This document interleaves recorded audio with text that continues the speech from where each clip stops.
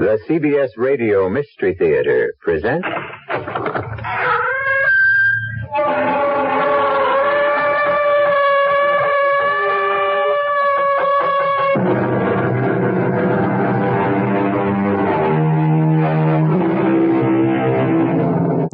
Come in. Welcome.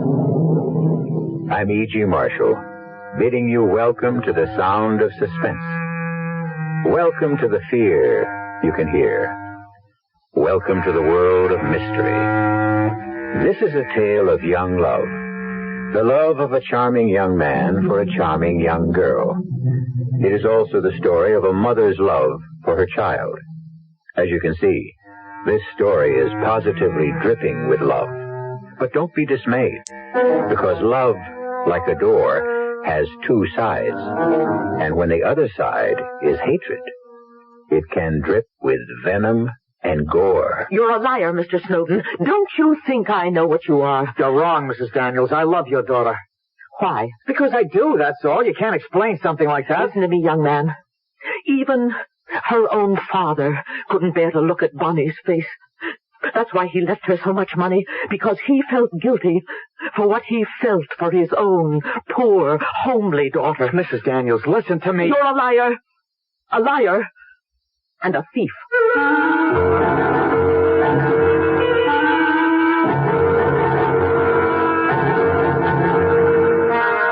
Our mystery drama, The Locked Room, was written especially for the Mystery Theater by Henry Slessor and stars Jack Grimes and Corinne Orr.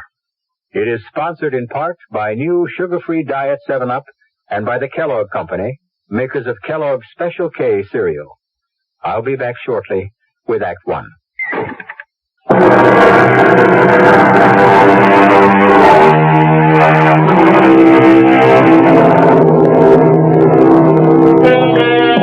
We're on a lonely highway that winds its way into the hilly regions upstate. The hour is late, and the sleek white sports car whose hood ornament faces north is the only vehicle for miles around. Even the sound of its purring engine doesn't seem to disturb the quiet of the countryside. But inside the car, the sound level is something very different. Davy, please, turn that down before I go deaf. Oh, what's the matter? Don't you like music? Yeah, that's why I'm trying to save my hearing. Okay. Is that any better? Much.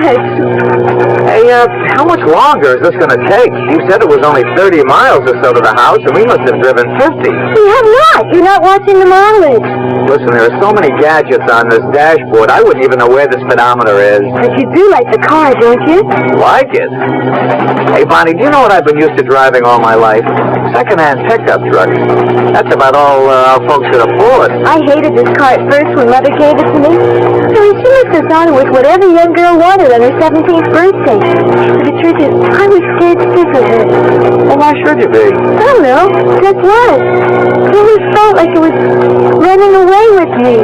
Ah, but now you're running away with it. And me. Oh, don't put it that way. I don't feel we're running away, Davy. Oh, of course not, kid. That it was just a figure of speech. Davy, look! We're almost there! Oh, there's the old red barn I told you about. Hey, great. Do I make a right here? Yeah, a sharp right, and then straight up the hill until you come to the sign. Is it still there? When was the last time you were here, anyway? About 10 years? No kidding. Yeah, that's right. I was only 8 when we left. Oh. Davy, there it is! You can see the chimneys! Oh, wow. Yeah, how many chimneys does the house have? It seems like hundreds.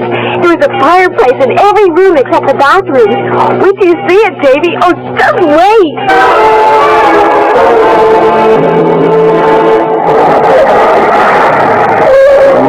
Yeah, there it is.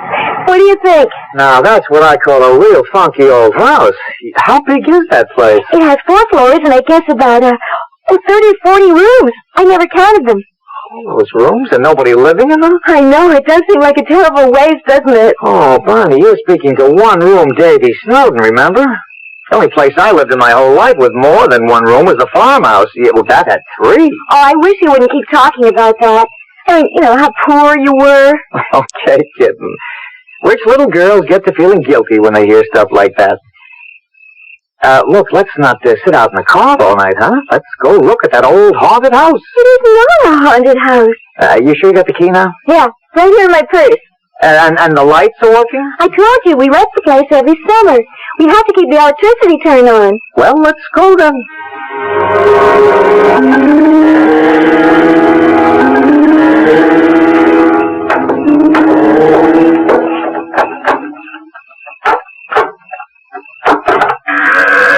I think there's a light switch right near the door. Yeah, here it is. There. Look at the size of this place. I know, it's a terrible old barn of a place. That's what my father called it.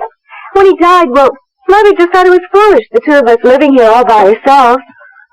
Looks kind of run down. I'm afraid it is. But the foundation is still solid. Plenty of furniture. Hey, come on, show me the rest of the house, huh? What would you like to see first? Well, upstairs. That's where the bedrooms are, right? Yes. Well, that's the first thing we have to do. Decide which bedroom we want. Oh, baby. Do you love me, Bonnie? Oh, you know I do. Say it. I love you. Say, I love you, Davy. I love you, Davy.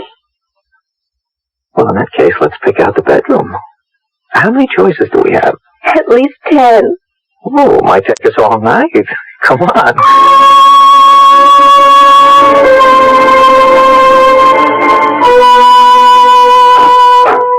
No, I don't like the look of that one. It's too gloomy. That was my mother's room. You mean your folks had their own room? That's right. Well, maybe that's how they do things when you're rich. But me, I'm just a country boy. Now, let's see about this door. Hey, this one's stuck. No, it's locked. It's always been locked. Well, what for? I don't know. Well, what's behind it? Another bedroom? Honestly, I don't have the faintest idea. It's been locked ever since I can remember. Daddy once told me never to go near this room. I want to remember my mother talking about it, sort of nervously. Oh, that sounds very mysterious. What do you say we break it in, huh? Oh, Davy, no, we can't do that. Well, gee, aren't you curious? Maybe it's full of hanging women, like in Bluebeard's castle. Or maybe that's where the family jewels are hidden. Oh, let's leave it alone, Davy. I was always scared of that door. Yeah, but what's it locked for? Seems to me when a door is locked, that means there's something pretty interesting behind it. Stands to reason, right? Well, I'm sure it's just some old storeroom or something. Bonnie, listen, there could be something valuable in there, something worth money. And since the house is yours, I mean, this is your house, isn't it? Your father left it to you, didn't he? Yes. Well, if there's anything valuable in there, it belongs to you. Oh, Davy, all those promises not to talk about money. I'm not talking about your mother's money. I'm talking about what's yours, rightfully yours. But the house isn't really mine. Not yet. Not until I'm 21, and that's almost 4 years from now. Now, don't be technical. Oh, Davy. Okay, if that's how you feel about it. We got plenty of time, anyway. Davy, remember what you said about the fire? It's getting late, Bonnie. Don't you think we should be in bed? Couldn't we have a fire first, please? Sure, anything you say. We want this night to be perfect, don't we?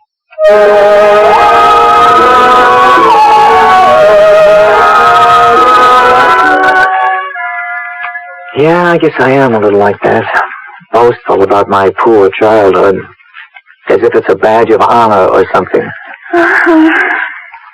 We didn't light fires because they were cozy and romantic, only because they made us warm. They're not very warm at that. Locked rooms. Yeah, that's really something, a locked room. The only room in our place that had a lock on it was the outhouse, and even that didn't work. Hey, you asleep? Hey, kitten, wake up. It's time to go to bed. Come on, Bonnie, wake up. Hey, what's that? For Pete's sake, there's a car outside.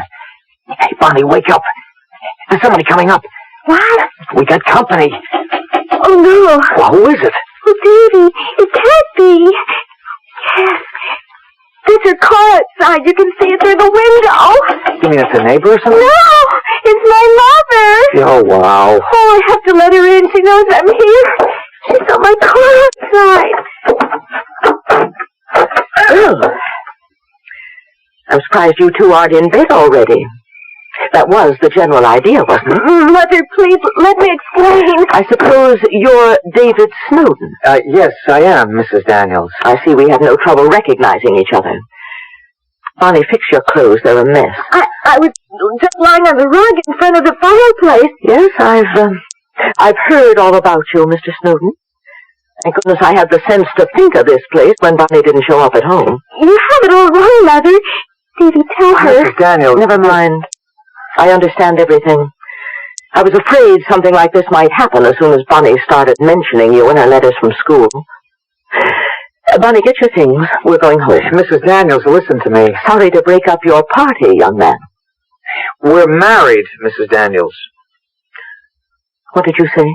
Bonnie and I were married this afternoon. I've got the license right here. It's true, Mother. We were married in Elkton. That can't be. You're underage. Not in Elkton, Mother. 18 is old enough. Davy and I are married, so you can't tell us what to do. For the love of heaven. I think I have to sit down. Oh, well, here, Mrs. Daniels, I'll just get the sheet off this chair. Mother, here. please try to understand. I understand, Bonnie. I went through a dozen Davies when I was your age. Oh, Bonnie. Oh, my poor Bonnie. Well, you don't have to feel sorry for her, Mrs. Daniels. Don't I? No, because I love her. I suppose you have no money. Mother! Be quiet. No, Mrs. Daniels. My family were farm people. My father's dead, my mother's alive, but I don't even know where. But you don't have to worry about that, Mrs. Daniels. I didn't marry your daughter because of money. Didn't you? No, I didn't. Bonnie and I talked about it. I almost didn't marry her because of that, because of what people like you would say. You're a liar, Mr. Snowden. Don't you think I know what you are? You're wrong, Mrs. Daniels. I love your daughter. Why? Because I do, that's all. You can't explain something like that. Listen to me, young man. Even her own father couldn't bear to look at Bonnie's face. That's why he left her so much money, because he felt guilty at what he felt for his own poor, homely daughter. Oh, Mother, don't, please. Mrs. Daniels, listen to me. You're a liar. A liar. And a thief. Stop it. Stop it. You've got a smooth tongue, Mr. Snowden. A handsome face and a smooth tongue. And I'm sure you've convinced my daughter that you're utterly sincere. But it's only her heart you want to steal, not her fortune. I love Bonnie. That's all there is to it. We're married, and there's nothing you can do about it. You're quite wrong. There's everything in the world I can do about it. I intend to have this marriage annulled immediately. You can't do that. You have no idea how much money can do, young man. Bonnie, I'm going home now, and I want you to come with me. No, I Don't won't. make it any worse than it is now. I won't go with you. You see how it is, Mrs. Daniels? Yes, I see how it is. Very well, Bonnie. You'll regret this, mark my words. Mother, I can't live without Davy. If you make us separate, I'll never forgive you. You will, darling. Strangely enough. I'll kill myself. Do you hear, Mother? I'll kill myself if you do this. Now, don't talk nonsense.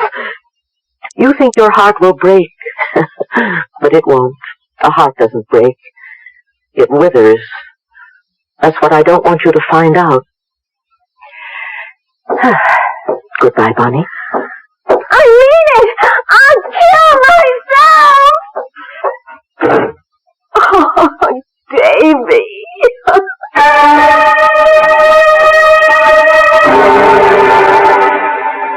As Shakespeare informed us, the course of true love never did go smooth. And perhaps the same applies to the course of untrue love.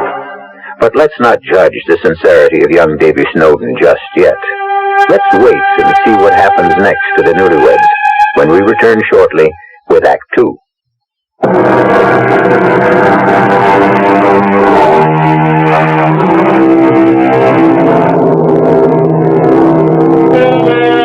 Now let's return to the locked room.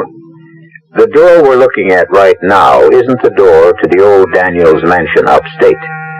This door is reached by walking up several long flights of stairs before you can read the faded numerals 4G. Are we there, Davy? Yeah, honey, here we are. Hey, you're wounded pretty bad. No, I'm all right. I warned you that I'm not very strong. And I warned you that a fourth-floor walk-up is no fun. We don't have anywhere else to go, Davy. Yeah, I know that, all right.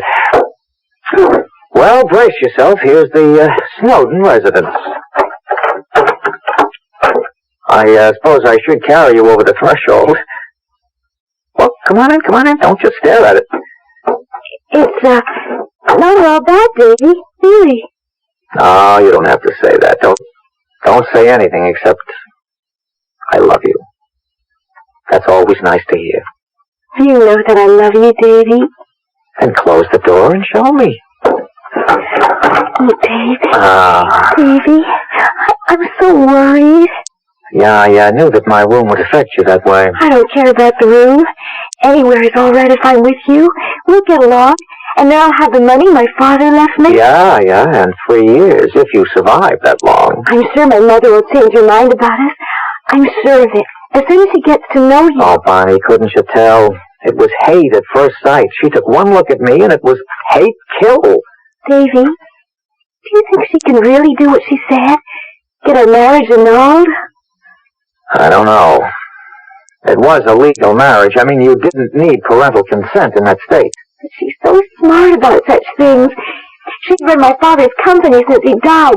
She has all these lawyers on her payroll. Stop worrying about it, Bonnie. But what if she could do it? I couldn't stand that, Davy. Stop worrying, I said. You got one thing going for you, kitten, and that makes all the difference in the world. Your mother loves you. She wouldn't hurt you for anything. Davy, tell me the truth. Do you think I'm homely? I think you're beautiful. Oh, I know that isn't true, but I'm not really repulsive, am I? Are you kidding? Come here. Oh, Davy, it's true about my father. I know that. He was so disappointed that I wasn't pretty. He must have needed glasses. Who's that? Nobody even knows I'm here. Hello? Is this Mr. David Snowden? Yeah, that's right. Who's this? My name is Hedinger, Mr. Snowden. I'm an attorney, Hedinger and Dawes. We're on Vanderbilt Street. Yeah, so? One of my clients is Mrs. Harriet Daniels. I'm sure the name is familiar to you. Yes, I've heard of her. I was wondering if we couldn't get together to discuss a certain matter regarding her daughter, Bonnie. You mean my wife, Bonnie? Who is it, Davy? Yes, that's right. I wonder if it would be convenient for you to come to my office sometime this afternoon. Well, I'm sorry, Mr. Hedinger, but Mrs. Snowden and myself are a little busy at the moment. Well, what about tomorrow, then? Would that be possible? Is it my mother's lawyer? Yeah, one of them anyway. I beg your pardon? All right, Mr. Hedinger. I'll come to your office tomorrow. Say about 10 o'clock? That would be just fine. The address is 50 Vanderbilt. We're on the 21st floor. I'll be there. Well, it looks like the fun is starting. Oh, Davy.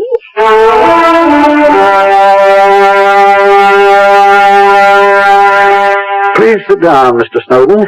I think you know the situation as well as I do, and you've probably anticipated my first question. Well, I'm not sure I have, unless it's, why don't I just go away and stop bothering her daughter? It's something like that.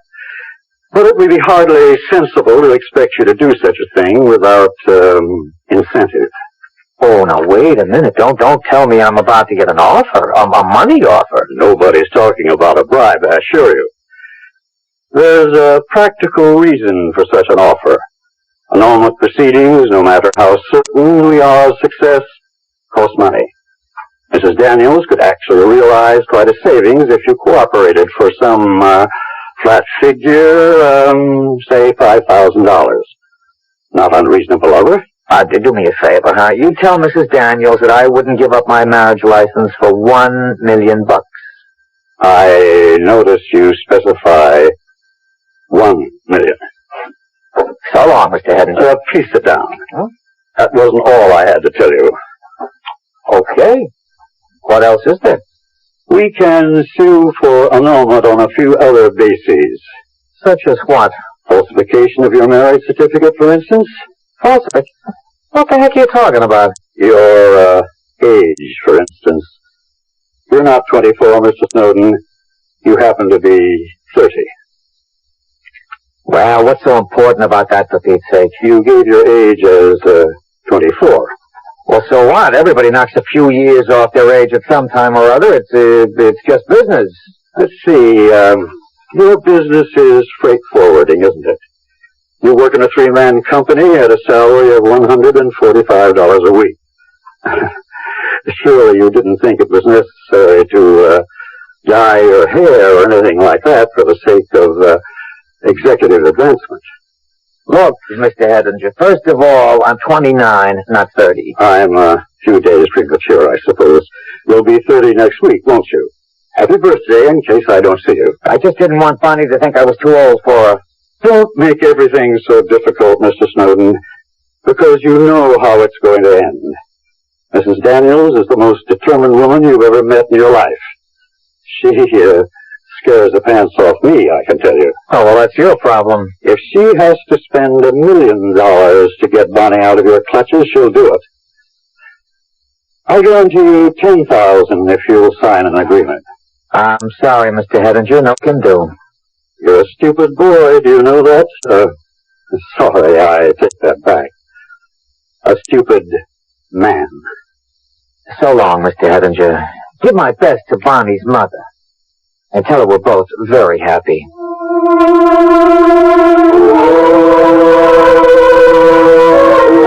Davy, it's horrible. We don't have a chance. I know we don't.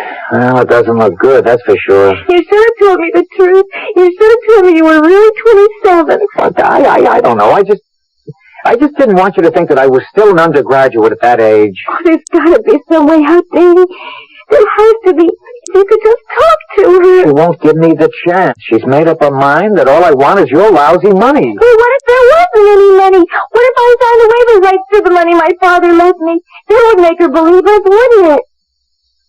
Well, that's pretty drastic, kitten. I mean, that money is yours. When you come of age, you're entitled to it. I don't care about money, Davy. You don't now, maybe, but later. I couldn't have you making that kind of sacrifice for me. Bonnie, you probably hate me for it later. Oh, I could never hate you. I love you so much. I think I'll love you after I'm dead. Davy? Davy, what are you thinking? Nothing. Davy? You don't care about the money, do you? Please talk to me. Bonnie, I have an idea. I have a very crazy, very good idea. About what? Well, I wouldn't blame you for not going through with it. I'd understand. But what is it? You remember what you said? What you told what you told your mother up at the house about your killing yourself? Yeah, I remember. Well, she didn't believe you, of course. What if your mother really thought you were serious about killing yourself? Wouldn't that make her change her mind in a hurry? Well, yeah, I suppose it would, but we could never fool her about such a thing. No. If we were smart, we could. No, she's smarter than both of us put together. I know her, Davy. There's just no fooling her. Wait a minute. Wait. Don't throw it away so fast. Let's talk about it. Let's think for a minute. But it just wouldn't work. Yeah, but if you really did try, Bonnie, only you didn't try too hard, only enough to make it look good. Well, how can I do that? There's a couple of ways. Gas, for instance. We could fix up a phony gas suicide. Bonnie, don't look like that. I'm sorry. All right, forget it. Forget I ever said it. No, go on. It could be something like, sleeping pills. You've got sleeping pills, haven't you? Yeah, I have. What, you wouldn't have to take more than 2? I mean, maybe 3. Now, that won't hurt at all, and we'd make you think you took the whole bottle. Now, don't you see how easy that'd be? Yes, I suppose so. Oh, Davy, hold me, please. Kitten, you could write your mother a letter. You could tell her what you were planning to do, but that I don't know about it, see? You could say you were going to swallow the whole bottle of pills. But you'll actually take just a few. Then when your mother shows up here... I'm so scared, Davy. I promise you nothing will happen except that your mother will know that you meant it, Bonnie. About loving me so much. You do love me, don't you? Yes. Yes, Davy. I do. I do.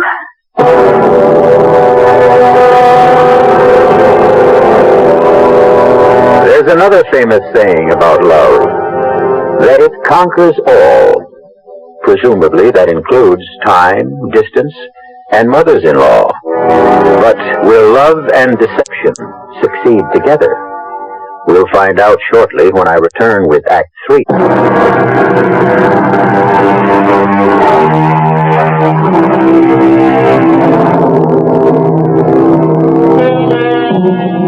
Things seem very normal in apartment 4G, the one-room residence of the newlyweds, Bonnie and David Snowden. Music is playing on their transistor radio, a frozen dinner is thawing slowly, and Bonnie and David are hunched over the kitchen table, composing a letter. The only thing that makes this domestic scene a bit bizarre is that they are collaborating on a suicide note. Dear Mother, I warn you what I would do if you tried to get our marriage annulled. Tonight, I'm going to take a whole bottle. Davy, do we have that music? Okay. I didn't know it was bothering you. I'm nervous enough as it is. Okay, I said. Dear Mother, I warned you what I would do if you tried to get our marriage annulled. Tonight, I'm going to take a whole bottle of sleeping pills. Oh, Davy, it just doesn't sound right. It's not so bad, Bonnie. Look, maybe you better put in something about me not knowing about it. I think that's important, that your mother realizes that I had no idea you were going to try to take your life. Well, maybe you better write, Davy. I'm just no good at this sort of thing. Yeah, I guess you don't have much experience writing suicide notes. Well, I just can't help feeling it's wrong. Wrong? What? How? Well, you know. No, I don't. The only thing that could be wrong about it is if it didn't work, but... Okay, if you've got cold feet, okay, we'll let your mother go through with it. We'll let that lawyer Hedinger get our marriage annulled. Is that what you want? Well, you know it isn't. And have you got a better idea than this? Have you? No. And tell me what you want to do, Bonnie. You name it. Well, just tell me what to write in the letter. Well, the first line is okay.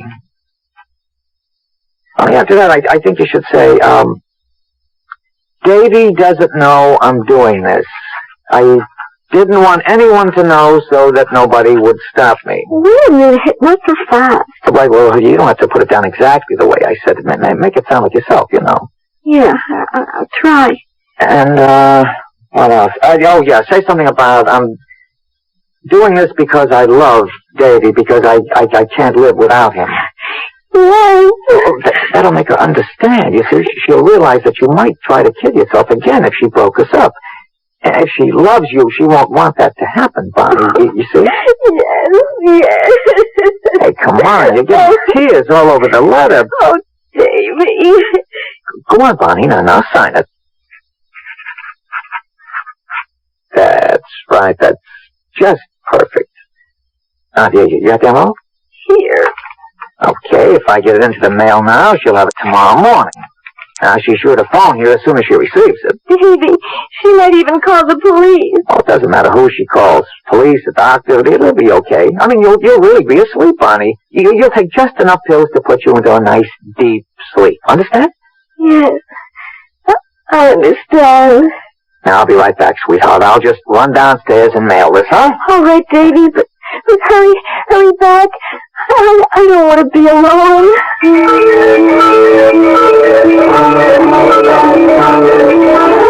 What time is it, Davy?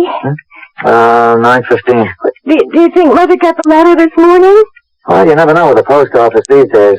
But it could happen. Even if the letter gets there, she might not be home. She might have left the house early. Doesn't matter, Bonnie. Sooner or later, she'll see it. Well, I just don't think it's going to work, Davy. There. That must be her. Could it be? Do you think it is, really? There's no doubt about it. I don't know anybody who'd call me this early in the morning. Well, how about the people at your office? No. I'm away on a 2-week honeymoon, remember? They don't even know I'm in town. Well, Peggy, shouldn't you ask them? No, kitten, no. Don't you understand? She's got to get worried enough to do something. And you've got something to do, too. Me? Take those pills. That's right, Bonnie. Hey, see? She stopped calling. She's probably on her way over here right now. Get the pills, Bonnie. Yes, I have them right here. There are only 3 of them. Okay, yeah, get you a glass of water. All right. Davy, you're sure it'll be all right? I'm sure, Bonnie. It takes like a dozen of these things to hurt you. You just take a couple. Yeah, no, you better make it all 3, just to make sure you're fast asleep when your mother gets here. She's only about half an hour away. Well, that's time enough if you take them now. Yeah, all right. You can trust me, Bonnie, you know that. I won't let anything happen to you. Yeah, I know that. I know that, Davy. Okay, now, come on, take the pills, sweetheart. Yes. There. That wasn't so hard, was it? No. Now, all you have to do is go back to bed. Go to bed and sleep. That won't be so hard either. Even without the pills. I slept so badly last night. Yeah, I know. Davy? Yes, kitten? Please kiss me. Kiss me. Good night.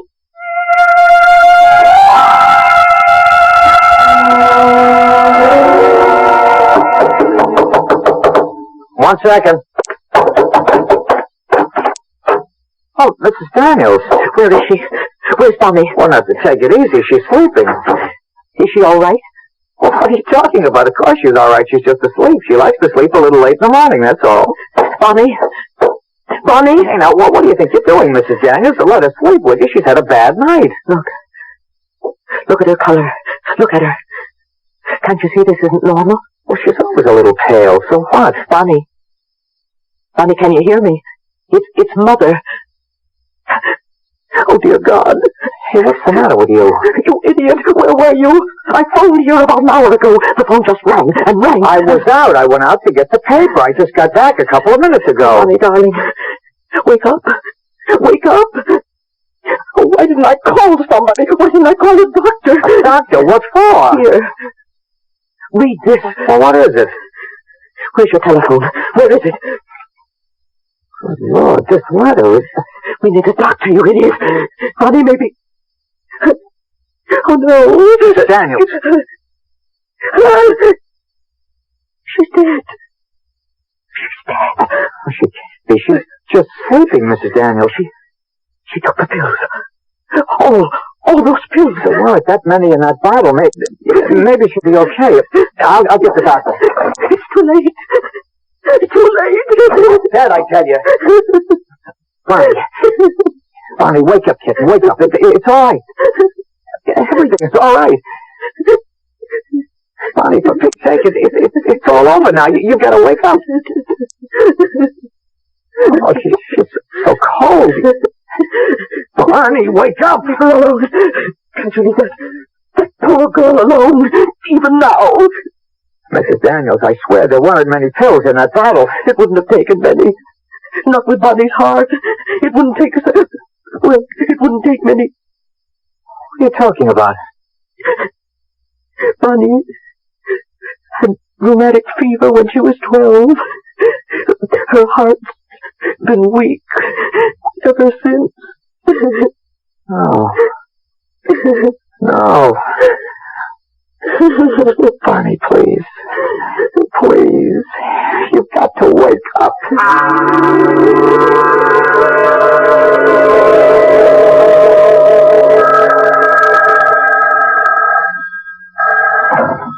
Hello? Mr. Snowden? Yes. Walter Hettinger. You, remember me, I trust? Yes, I remember you. Sorry to disturb you. I realize that you're still in, mourning, of course. What do you want? I was wondering if you might be able to attend a meeting in our offices at, 10:30 tomorrow. A meeting? What for? It concerns your wife's estate. What are you talking about? I've got nothing to do with my wife's estate, and you know it. Bonnie wasn't dead 2 weeks, and I got a letter from you telling me so. Well, there is still something that Mrs. Daniels wishes to discuss with you. Something beyond the, shall I say, the legality of the situation. Look, if Mrs. Daniels thinks she can make some kind of trouble for me... No. It's nothing of the kind. Don't try to kid me. She still blames me for Bonnie's death. She'd do anything she could to hurt me. I assure you, Mr. Snowden, it's to your advantage to attend the meeting tomorrow. My advantage? That's correct. Because I can promise you one thing. Mrs. Daniels wants to do the right thing.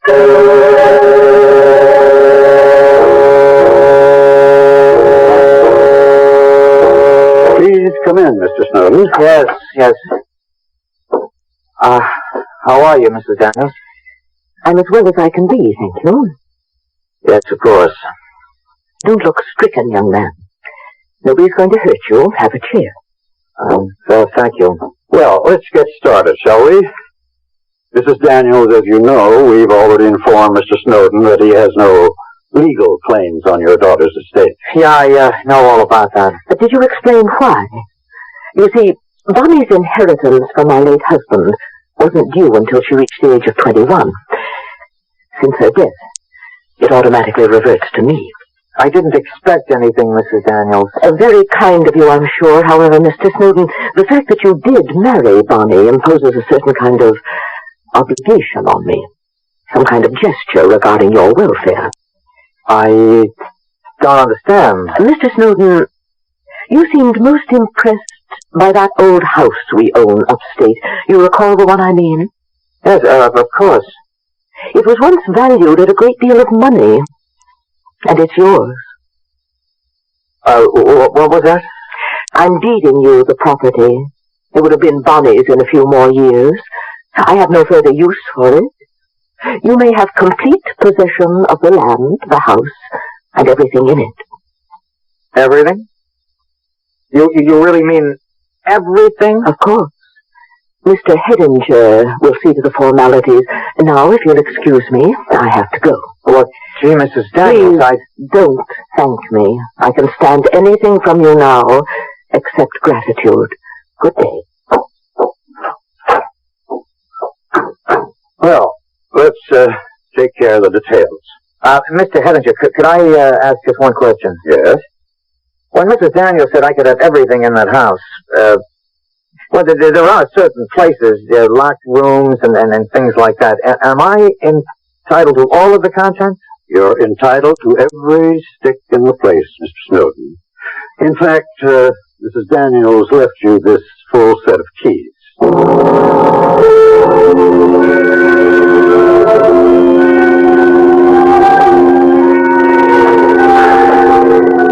Oh, look at it. Look at it. It's all mine. The whole house. Mine. God knows how much it's worth. Yeah, sure, it's run down, but the furniture alone. Now, where's that light switch? Yeah, here it is. Yeah, what did Bonnie call it? A terrible old barn. Yeah, but it's all mine, sweetheart. It's Davy's barn now. Maybe it's not $1 million, but it's something. Where are the rest of those keys? A dozen keys, but one of them must open that door. Yeah, one of them will do it, so let's just get going, Davy boy. That was really something, her giving me this house. No bless oblige, I guess. I gotta give the lady credit. She's got class. Let's see, it wasn't this floor. No, it was the next. There's gotta be a very good reason for locking up a room. There's gotta be something very valuable inside. Yeah, that's the door. That's the one. Okay, now to find the key. No, not that one. This is, it's obviously too small. How about this one? No, that didn't do it. This one's too big. No, not yet. I hope it's here. The lawyer said they were all here. I'll try this one. Well, it slipped in all right, but will it turn? Wait a minute, it's stuck, but I think it's gonna do it. I think it's gonna work. That did it. The lock's open. All I gotta do is open the door.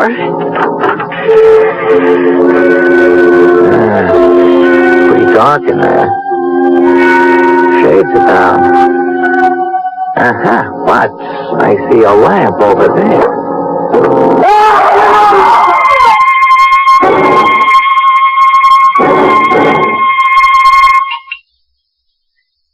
Some more sherry, Walter? No, thank you, Mrs. Daniels. Stop looking so grim, Walter. Sit back and relax. Mrs. Daniels, I can't help but worry about what happened. Worry? About that scoundrel? You know what I mean. When that police lieutenant questioned me about Snowden's death, well, I didn't actually lie to him, but I didn't tell him the whole truth either. You were completely honest, Walter. I'm sure you were. No, I wasn't. You see, I'm absolutely sure you knew what you were doing when you deeded that house to him. Of course I knew what I was doing. I was being generous. But you knew what would happen, didn't you? Yes, Walter, I knew. I knew there was no treasure behind that door. Only the rotten floorboards that made us shut up the room 15 years ago. I used to argue with my husband about it. I used to say that we should have the floor repaired before someone fell through to the basement. But he was a strangely miserly man sometimes. Not nearly as generous as I am. Now drink your sherry, Walter.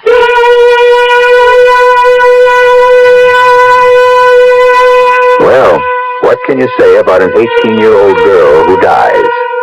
Or her 30-year-old lover, for that matter? Regretfully, this love story has ended with both the lovers gone, which ought to make it twice as popular as the movie. I'll be back shortly.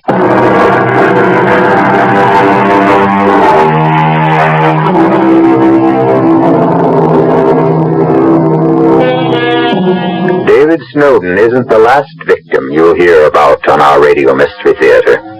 We intend to bring you the final dying screams of many, many more. That's a specialty of radio, of course, which explains why we give all our actors scream tests. Our cast included Carmen Matthews, Corinne Orr, Jack Grimes, and Sidney Smith. The entire production was under the direction of Hyman Brown. Radio Mystery Theater was sponsored in part by Anheuser-Busch Incorporated, brewers of Budweiser. This is E.G. Marshall inviting you to return to our Mystery Theater for another adventure in the macabre. Until next time, pleasant dreams.